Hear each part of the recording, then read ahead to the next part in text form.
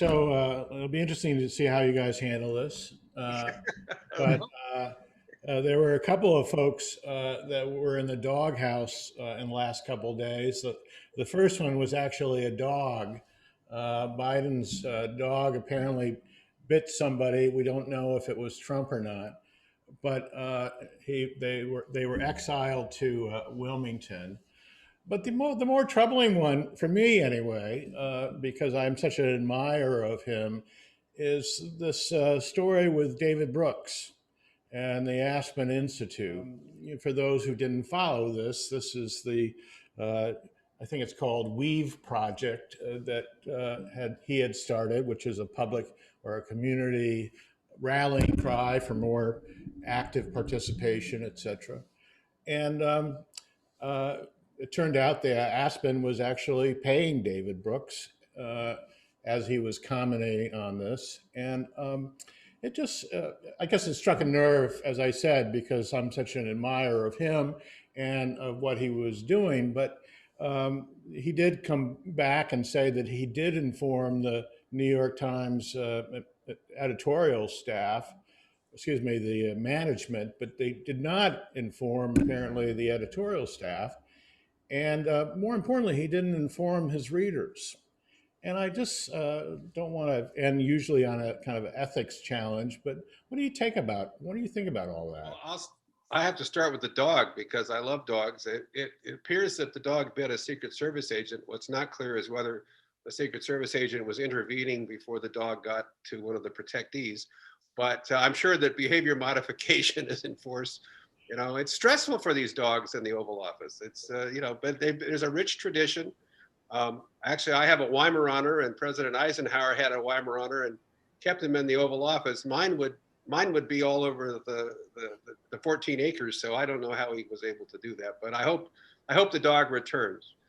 As for David, I too am an admirer. I don't know him well, but I know him. I have great respect for him. I think it's a disclosure issue, as you were suggesting. That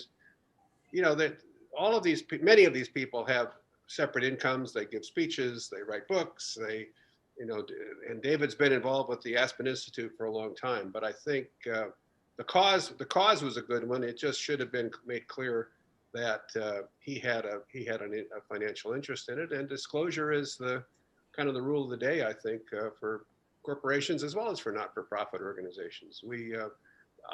All the ones that I'm involved in, you sign a disclosure that indicates you're not going to be involved in self-dealing. If you have any potential conflict, you advise people about it, and it's unfortunate, I think. Al, any thoughts? Well, first of all, on the dog, my dog is a mini golden doodle, and she wouldn't bite the Secret Service agent, but she'd sure as hell lick him to death. But look, David Brooks, I think the world of David Brooks. He's been a friend of mine forever. Even though I guess he's technically a Republican, I used to have him at DLC conferences a lot. I think his writing is absolutely brilliant, and I agree with him more than I disagree. But it's disclosure is important, transparency is important, and I think if my friends in the press are going to hold public officials to high standards on that ground, they've got to hold themselves to the same high standards. I mean, my bias is toward the press. I've got my master's in journalism. I'm on the board of the Dell School of Journalism. But I really, I'm sad to see the decline of the newspaper media. But then we have new types of media like The Spy, which are really important.